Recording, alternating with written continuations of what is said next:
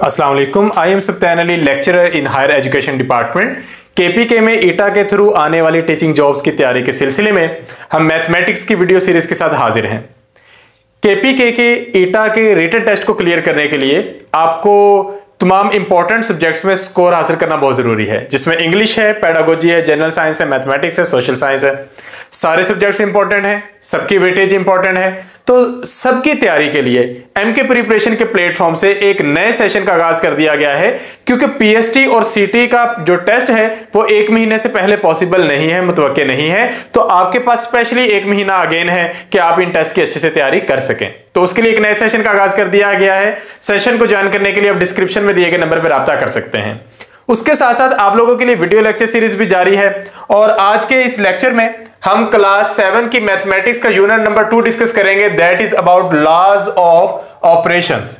Laws of operations यानी कि जमा, तफरीक, ज़रब, तकसीम, सिंपल वाली बातें ही हैं, लेकिन कैसे करनी है, किस तरतीब से करनी है। आम नंबर्स को किस तरह जमा, तफरीक, ज़रब, तकसीम कैसे करते हैं, ये आपने 4 और 5 क्लास में पढ़ा। फिर 6 क्लास में आपने पढ़ा कि अगर आपको इंटेगर्स को यानी कि प्लस और माइनस वैल्यूज को ऐड करना पड़े, सब्ट्रैक्ट करना पड़े, मल्टीप्लाई करना पड़े और डिवाइड करना पड़े तो कैसे करेंगे, हमने वो करके देखा। आज के इस लेक्चर में हम चीजें यही पढ़ेंगे, लेकिन यहां पर हम रैशनल नंबर्स को करेंगे कि अगर आपके पास फ्रैक्शनल नंबर्स हो, फ्रैक्शंस हो, तो हम उनको कैसे ऐड करेंगे, सब्ट्रैक्ट करेंगे, मल्टीप्लाई करेंगे और डिवाइड करेंगे। साथ साथ हम कुछ लॉज देखेंगे, कुछ रूल्स देखेंगे। तो आगाज करते हैं। सबसे पहले है हमारे पास addition and subtraction of rational numbers. Rational numbers की एडिशन और सब्ट्रैक्शन में खास बात क्या है, जब आप रैशनल नंबर्स को ऐड या सब्ट्रैक्ट करना चाहते हैं तो सबसे पहले एक शर्त है, एक रूल है, वो ये कि उनका डिनोमिनेटर सेम हो।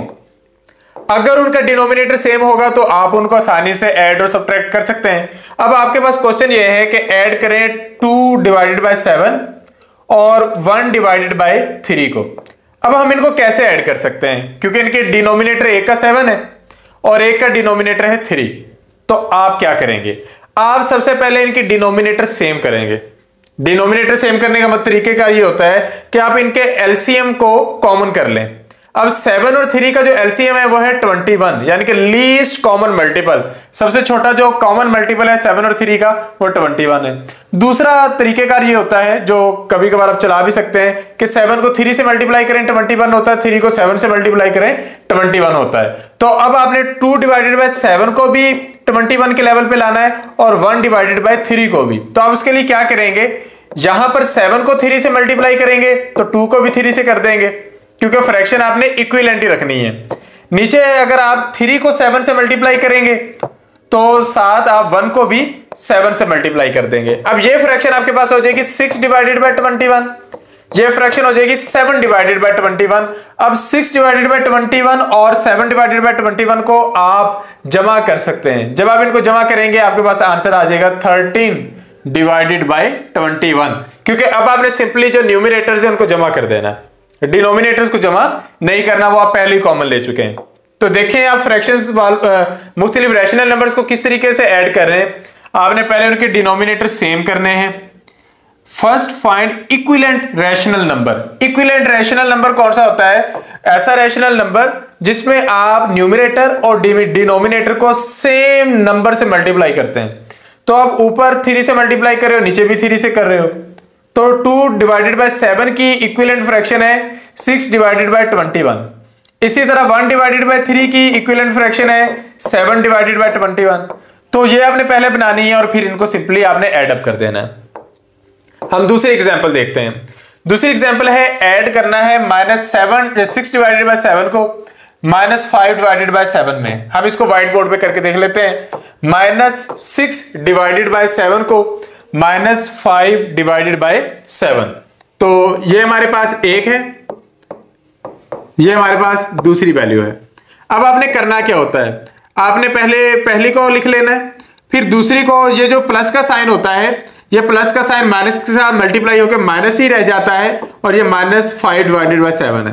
अब आपके पास ये तो सेम ही है डिनोमिनेटर, तो ऊपर वाली वैल्यूज लिख ले, -6 और -5 को जमा करना है। अगर आप दो वैल्यूज को जमा कर रहे हैं और उनके साइन सेम है तो आपने सिंपली उनको ऐड कर लेना है, यानी कि 6 और 5 11 हो जाएगा और साथ आपने उनका कॉमन साइन लगा देना है, तो आपका आंसर आ जाएगा -11 डिवाइडेड बाय 7। अच्छा, यहां पर आपकी कंफ्यूजन क्लियर करने के लिए कुछ और कर देता हूं कि अगर आपको ये इस तरह करना होता तो फिर आपके पास आंसर क्या आता, +11 डिवाइडेड बाय 7, यानी कि अगर आपके पास कॉमन साइंस है तो बस जमा करते हैं, लेकिन अगर एक साइन कोई और हो, दूसरा साइन कोई और हो, फिर आप क्या करेंगे, फिर आप बड़ी वैल्यू में से छोटी को माइनस करेंगे और बड़ी का साइन साथ लगा देंगे। तो इस तरीके से आपने बगैर कंफ्यूज हुए जमा तफरीक करनी है, यानी कि अगर आप दो ऐसी चीजों को जमा कर रहे हैं जिनके साइन सेम है तो आप सिंपली उनको जमा करें और उनके साथ उनका साइन लगा दें।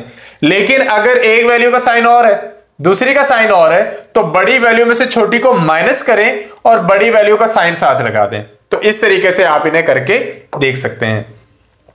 तो यह है हमारे पास फ्रैक्शंस की जमा, कि आप फ्रैक्शंस को किस तरीके से जमा कर सकते हैं। Subtraction of rational number, question है सबट्रैक्ट करें 9 डिवाइडेड बाय 10 को, और किस में से करना है, फ्रॉम 8 डिवाइडेड बाय 15। अब हम इसे करके देखते हैं। 9 डिवाइडेड बाय 10 को हमने सबट्रैक्ट करना है 8 डिवाइडेड बाय 15 से।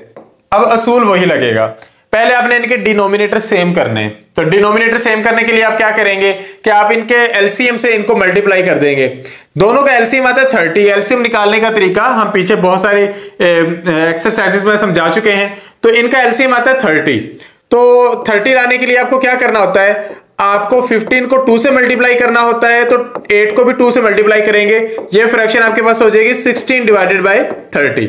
इसी तरह 9 डिवाइडेड बाय 10 को अगर आप 30 करना चाहते हो तो 10 को 3 से मल्टीप्लाई करोगे, 9 को भी 3 से मल्टीप्लाई करोगे, ये हो जाएगा 27 डिवाइडेड बाय 30।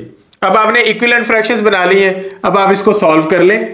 ये आपके पास पहले ये है 8 डिवाइडेड बाय 15 की जगह आप लिखेंगे 16 डिवाइडेड बाय 30, और 9 डिवाइडेड बाय 10 की जगह लिखेंगे 27 डिवाइडेड बाय 30।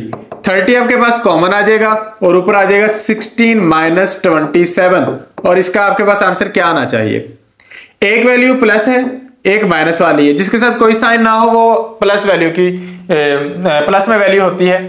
अब दो डिफरेंट साइंस हैं तो आपने बड़ी वैल्यू में से छोटी को माइनस कर देना है। हम 27 में से 16 को माइनस करते हैं, आंसर आता है 11, और साथ आपने साइन लगाना बड़ी वैल्यू का यानी कि 27 वाला, तो आपका आंसर आ जाएगा -11 डिवाइडेड बाय 30। तो इस तरीके से आप सबट्रैक्शन भी कर सकते हैं। तो जितनी सिंपल आपके पास एडिशन है उतनी ही सिंपल आपके पास सबट्रैक्शन है। बस आपने कुछ बातों का ख्याल रखना होता है, जिनमें से एक बात यह है कि जब आपने सबट्रैक्ट करना है तो क्वेश्चन को ध्यान से पढ़ना है। Subtract this value from this value, यानी कि अगर मैं कहूंगा ना सबट्रैक्ट 2 फ्रॉम 4, तो उसका मतलब होता है सबट्रैक्ट 2 फ्रॉम 4 में से 2 को सबट्रैक्ट करें।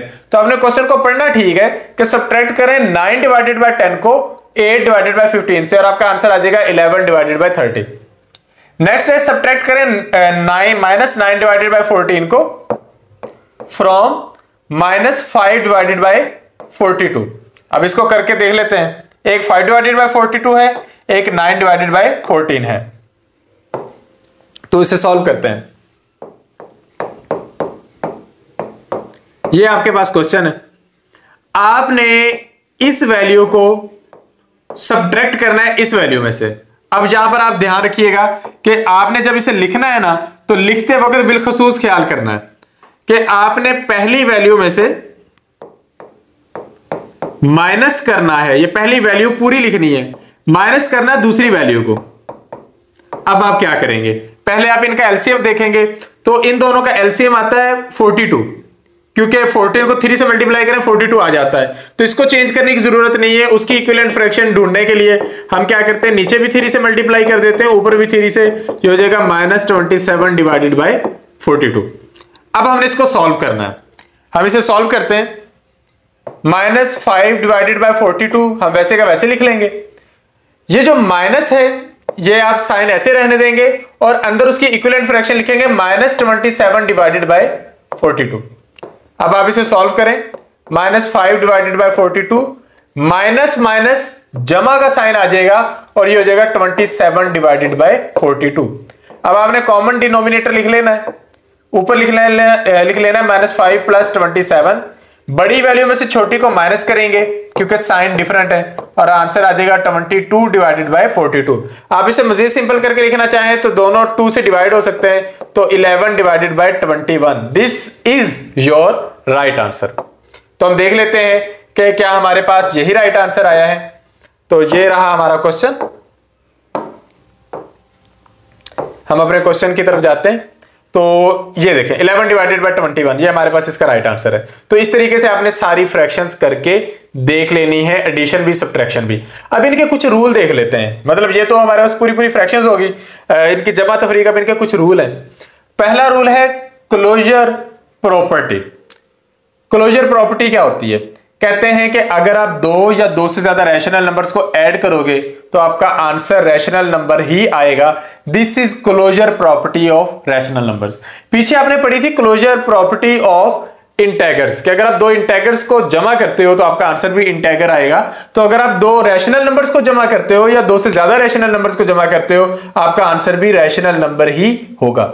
यानी कि अगर हम जमा करते हैं 3 डिवाइडेड बाय 4 को 7 डिवाइडेड बाय 8 से, तो आपका आंसर भी कोई ना कोई फ्रैक्शन ही आने वाली है, और उसमें b बिल्कुल भी 0 नहीं आएगा। तो यही यहां पे बात हो रही है। तो आपने सिंपली इनको जमा करना है, आपके पास आंसर आ जाएगा 13 डिवाइडेड बाय 8, और ये एक फ्रैक्शन ही है। नेक्स्ट है एडिटिव आइडेंटिटी। ये हमेशा याद रखें, 0 को सारे नंबर्स के लिए एडिटिव आइडेंटिटी कहा जाता है। एडिटिव आइडेंटिटी से मुराद एक ऐसा नंबर है जिसे आप अपनी वैल्यू में ऐड करें तो आंसर भी वही रहे, आंसर चेंज ना हो, तो इसको एडिटिव आइडेंटिटी कहते हैं। तो 0 एक ऐसा नंबर है, आप इसे किसी में भी ऐड कर दें, आंसर वही रहता है। a में 0 को ऐड करें, a रहता है। 11 में 0 को ऐड करें, 11 रहता है। 3.14 में 0 को ऐड करें, 3.14 रहता है। इसका मतलब 0 सबके लिए क्या है? एडिटिव आइडेंटिटी है। नेक्स्ट है हमारे पास एडिटिव इनवर्स। एडिटिव इनवर्स से मुराद आपकी वैल्यू की सेम वैल्यू है ऑपोजिट साइन के साथ। यानी कि अगर आपसे कहा जाता है कि 11 डिवाइडेड बाय 32 की एडिटिव इनवर्स लिखें, तो 11 डिवाइडेड बाय 32 ही लिखना है, लेकिन माइनस के साइन के साथ। आपको कहा जाता है -14 डिवाइडेड बाय 6 का एडिटिव इनवर्स लिखें, आपने 14 डिवाइडेड बाय 6 ही लिखना है, लेकिन प्लस के साइन के साथ, और प्लस का साइन लगाना जरूरी नहीं होता। तीसरी प्रॉपर्टी, चौथी प्रॉपर्टी है हमारे पास कम्यूटेटिव प्रॉपर्टी। कम्यूटेटिव प्रॉपर्टी आप पहले पढ़ के आए हो कि a plus B is equal to B plus A, कि अगर आप 2 नंबर्स को जमा कर रहे हो तो उनकी तरतीब आगे पीछे करने से फर्क नहीं पड़ता। तो अगर आप 2 रैशनल नंबर्स को आपस में जमा करते हैं तो 5 divided by 6 plus 7 divided by 9, अगर आप इसका आंसर निकालें तो वही आएगा जो 7 divided by 9 plus 5 divided by 6 का आता है। तो left hand side is equal to right hand side. Next property है एसोसिएटिव प्रॉपर्टी, कि अगर आप 3 नंबर्स को जमा कर रहे हैं, अगर आप जमा कर रहे हैं a प्लस बी प्लस सी, यानी कि आपने पहले b प्लस सी किया और फिर उसमें a को जमा कर लिया, तो उसका आंसर वही आएगा जब आप a और b को पहले जमा कर लें और c को बाद में कर लें। इसे कहते हैं एसोसिएटिव प्रॉपर्टी। अगर आप 2 से ज्यादा रैशनल नंबर्स को जमा कर रहे हैं तो यह प्रॉपर्टी ठीक रहती है। तो ये आपने एसोसिएटिव प्रॉपर्टी याद कर लेनी है। तो ये आपके क्वेश्चन हो गए। इसके बाद सेम टाइप के क्वेश्चन है मल्टीप्लीकेशन के। सबसे पहले समझते हैं कि रैशनल नंबर्स को आपने मल्टीप्लाई कैसे करना है। तो मल्टीप्लीकेशन बड़ी सिंपल है, न्यूमरेटर को न्यूमरेटर से, डिनोमिनेटर को डिनोमिनेटर से। फॉर एग्जांपल हमारे पास क्वेश्चन है 2 डिवाइडेड बाय 3, इसको मल्टीप्लाई हमने करना है -5 डिवाइडेड बाय 12 से। 2 डिवाइडेड 3 को मल्टीप्लाई करना है -5 डिवाइडेड बाय 12 से। आप 2 को मल्टीप्लाई कर दें -5 से, 3 को मल्टीप्लाई कर दें 12 से। अच्छा, एक तो आसान तरीका है कि बस आप सिंपली इनको मल्टीप्लाई पहले कर लो, बाद में सिंपलीफाई कर लेना। एक तरीके का है कि साथ साथ से आप सिंपलीफाई कर लें। तो खैर हम यहां पे पहले इसको इस तरीके से कर लिया, आप इसको सिंपलीफाई कर लें। ऊपर और नीचे 2 से ये तकसीम हो सकते हैं, तो ये -5 डिवाइडेड बाय 18 आपका राइट आंसर आ जाएगा। तो इस तरीके से आप फ्रैक्शंस को मल्टीप्लाई करते हैं। तो ये देखें -5 डिवाइडेड बाय 18। नेक्स्ट है 1 divided by 2, 3 divided by 4, -5 divided by 3, तीनों को मल्टीप्लाई करें। तो हम करके देख लेते हैं। 1 divided by 2 multiply 3 divided by 4 multiply -5 divided by 3। आपने क्या करना है, आपने ऊपर वालों को ऊपर मल्टीप्लाई कर देना है और नीचे वालों को नीचे मल्टीप्लाई कर देना है। एक तरीके का तो यही है कि आप ऊपर मल्टीप्लाई करें सिंपली, यानी कि इनको ऊपर कर दिया -15 आ गया, नीचे मल्टीप्लाई कर दिया तो ये आपके पास आ गया 24, और फिर आप इसे सिंप्लीफाई करेंगे, 3 से डिवाइड करेंगे, आपके पास आंसर आ जाएगा -5/8। लेकिन दूसरा तरीके का ये है कि आप साथ साथ ही कर लो, 3 को 3 से कैंसिल कर दो, क्योंकि 3 को डिवाइड जो कर रहा है, तो आंसर आ जाएगा ऊपर -5 नीचे 8। आप दोनों तरीकों से कर सकते हैं, दोनों सूरतों में आंसर -5/8 आता है। तो मल्टीप्लिकेशन इसका मतलब एडिशन और सब्ट्रैक्शन के मुकाबले में आसान है। नेक्स्ट है डिवीजन। डिवीजन भी आसान है। डिवीजन में आपने क्या करना होता है कि वैल्यूज लिखने के बाद इनवर्स कर देनी होती हैं। जिस तरह के डिवाइड 3/4, हमने इसको डिवाइड करना है बाय, हमने इसे किससे डिवाइड करना है 7/8 से। तो आपने पहले क्या करना है 3/4 को वैसे का वैसे लिख लेना है, मल्टीप्लाई का साइन लगाकर इसको इनवर्स कर देना है, तो ये 8/7 हो जाएगा। 4 को इससे कर दें और ये आपके पास आंसर आ जाएगा 6/7। ये आपके पास राइट आंसर आ गया। एक और कर लेते हैं, -6/11, इसको हमने करना है -5/12 से। -6/11 को -5/12 से। आप क्या करेंगे, इसको ऐसे ही लिख देंगे और मल्टीप्लाई का साइन लगाकर इनको इनवर्स कर देंगे। अब ये आपके पास ऐसे हो गया। अब ये सिंपल मल्टीप्लिकेशन है, ऊपर ऊपर मल्टीप्लाई कर दें, नीचे नीचे कर दें। माइनस को माइनस से मल्टीप्लाई करेंगे, प्लस का साइन आ जाएगा, ऊपर आंसर आ जाएगा 72, नीचे आंसर आ जाएगा 55। अगर आप इसे मिक्स फ्रैक्शन की फॉर्म में लिखना चाहते हैं तो उसके लिए आप इसे इस तरीके से कर लेंगे कि ये इस तरीके से 55 और ये 17, 1 + 17/55, ये आपका राइट आंसर आ जाएगा। हम देख लेते हैं कि बुक वालों ने इसके राइट आंसर को कहां पर रोका है। तो यहां पे ये हमें मिल रहा है, ये बस उन्होंने सिंपली 72/55 पे से रोक दिया है। तो इस तरीके से आपने इसे करके देख लेना है। तो ये हमारे पास जिस तरह एडिशन की प्रॉपर्टीज हैं, इसकी भी प्रॉपर्टीज हैं। क्लोजर प्रॉपर्टी, अगर आप दो रैशनल नंबर्स को मल्टीप्लाई कर रहे हो तो उनका प्रोडक्ट भी रैशनल नंबर ही होगा, ये क्लोजर प्रॉपर्टी है। तो जिस तरह आप पहले कह के आए हो कि दो रैशनल नंबर्स को जमा करेंगे आंसर रैशनल नंबर होगा, इनको अगर मल्टीप्लाई करेंगे आंसर तब भी रैशनल नंबर होगा। दूसरा है मल्टीप्लिकेटिव आइडेंटिटी। 1 को मल्टीप्लिकेटिव आइडेंटिटी कहते हैं क्योंकि 1 एक ऐसा नंबर है, आप इसे किसी से भी मल्टीप्लाई कर दें ये उसको चेंज नहीं करता। जिस तरह 0 को किसी में ऐड करें तो उसे चेंज नहीं करता, 1 को किसी से मल्टीप्लाई करें तो ये उसे चेंज नहीं करता। तो 1 को हम इंटेगर्स का, नेचुरल नंबर्स का, होल नंबर्स का, रैशनल नंबर्स का, सबका इसे मल्टीप्लिकेटिव आइडेंटिटी मानते हैं। मल्टीप्लिकेटिव इनवर्स क्या होता है? एक एडिटिव इनवर्स था जिसमें हमें क्या करना होता था कि हम साइन चेंज कर देते थे, यानी कि +2/11 का इनवर्स है -2/11। लेकिन मल्टीप्लिकेटिव इनवर्स में क्या होता है कि अगर आपके पास a वैल्यू है तो इसका इनवर्स होगा 1/a, 6 वैल्यू है तो इनवर्स होगा 1/6, 9/11 है तो इनवर्स होगा 11/9। कि आपने उलट देना है, न्यूमरेटर को डिनोमिनेटर, डिनोमिनेटर को न्यूमरेटर बना देना है। तो ये इसे आप कह सकते हैं it is also called reciprocal of rational number. आप इसे रेसिप्रोकल भी कह सकते हैं। कम्यूटेटिव प्रॉपर्टी, जिस तरह कम्यूटेटिव प्रॉपर्टी एडिशन की थी, इसकी भी है कि a × b का आंसर भी वही होगा जो b × a का होगा। मल्टीप्लाई करते हुए तरतीब चेंज करने से फर्क नहीं पड़ता। एसोसिएटिव प्रॉपर्टी क्या है कि a × b × c हम पहले कर लेते हैं और बाद में a × b पहले करके c से बाद में मल्टीप्लाई करते हैं, तो इस प्रॉपर्टी को एसोसिएटिव प्रॉपर्टी कहते हैं। फिर नेक्स्ट हमारे पास डिस्ट्रीब्यूटिव प्रॉपर्टीज हैं। ये आपने पहले इंटेगर्स के लिए की हुई है, अब यहां पर अगेन रिपीट हो रही है कि a + b × c it is equal to a × c, क्योंकि a भी c से मल्टीप्लाई हो रहा है, प्लस b भी मल्टीप्लाई हो रहा है c से।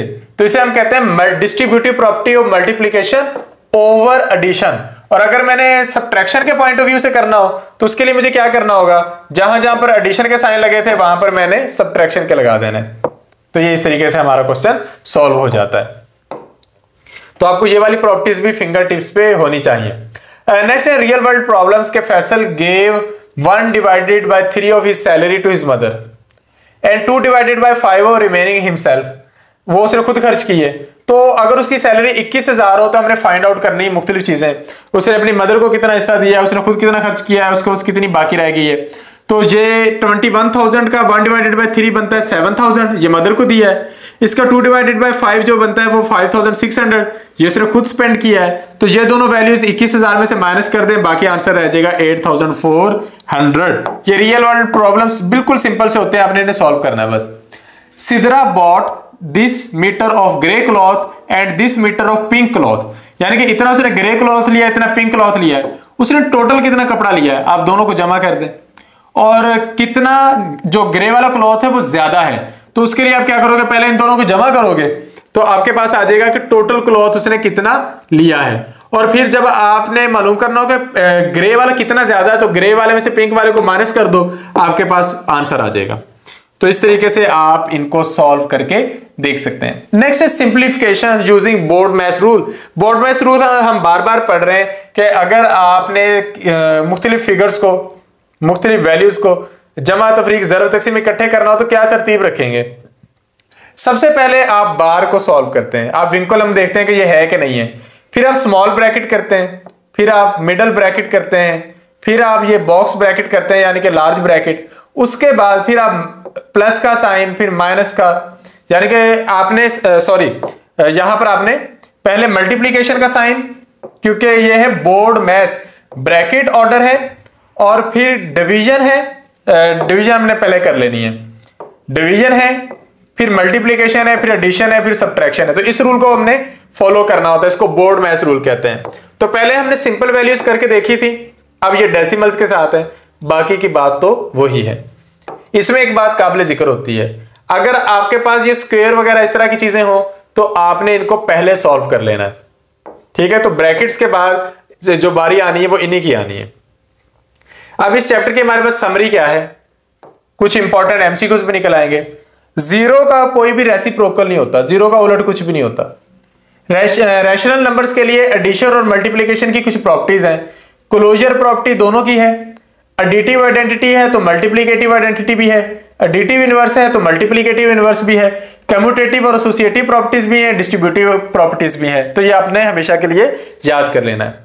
दूसरा, जब आप कंपेयर करते हैं दो या दो से ज्यादा रैशनल नंबर्स को, तो हम उनके डिनोमिनेटर्स को पहले सेम बनाते हैं, फिर जिनका अगर आपने डिनोमिनेटर सेम कर लिए तो फिर जिसका न्यूमरेटर बड़ा होगा वो वैल्यू बड़ी होगी, जिसका न्यूमरेटर छोटा होगा वो वैल्यू छोटी होगी।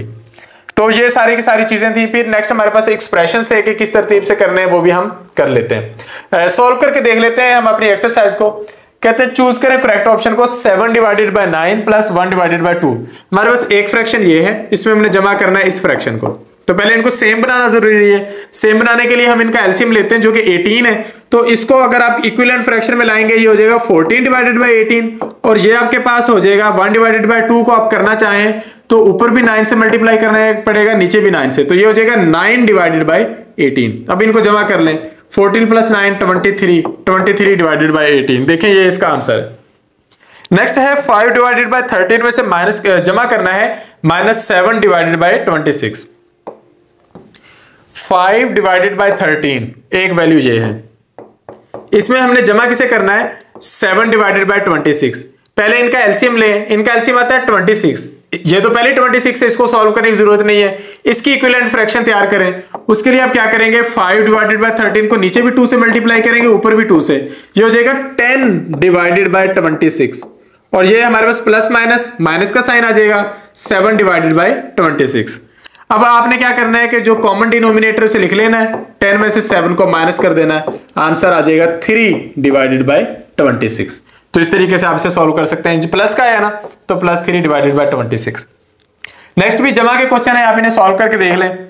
कोई डिफरेंट सा क्वेश्चन है तो वो करते हैं। हाँ, rational numbers with same denominator, अगर डिनोमिनेटर सेम हो दो रैशनल नंबर्स का, जिस तरह के 4 डिवाइडेड बाय 5 है, 19 डिवाइडेड बाय 5 है, अगर इनके डिनोमिनेटर सेम हो तो हम इन्हें क्या कहेंगे, हम इन्हें कहेंगे लाइक फ्रैक्शंस। जमा और तफरीक करने के लिए लाइक फ्रैक्शन बनाना जरूरी होता है। नेक्स्ट है 14 डिवाइडेड बाय 21, इसका इक्विवेलेंट रैशनल नंबर ढूंढें। इक्विवेलेंट रैशनल नंबर वो होता है कि ऊपर और नीचे सेम नंबर से मल्टीप्लाई या सेम नंबर से डिवाइड करने से जो फ्रैक्शन आए वो इक्विवेलेंट होती है। तो इसको हम सेम नंबर से डिवाइड कर सकते हैं, ये भी 7 से होता है, ये भी 7 से होता है, तो ये हो जाएगा 2, ये हो जाएगा 3, तो 2 divided by 3 is right answer. Next है additive inverse of 5 divided by 6। मैंने आपको बताया था एडिटिव इनवर्स के लिए वैल्यू आपने सेम ही लिखनी होती है, बस साइन उलट देना होता है। पहले जमा का है तो अब आप माइनस का लगा देंगे, तो इस तरह ये वाला क्वेश्चन भी हो जाता है कंप्लीट। और इसी के साथ हमारा ये वाला चैप्टर भी कंप्लीट हो जाता है। उम्मीद है आपको सारी चीजें समझ में आई होंगी। फिर भी अगर आप लोगों का कोई क्वेश्चन हो, कोई कंफ्यूजन हो, तो आप लोग हमसे पूछ सकते हैं। Thank you, Allah Hafiz.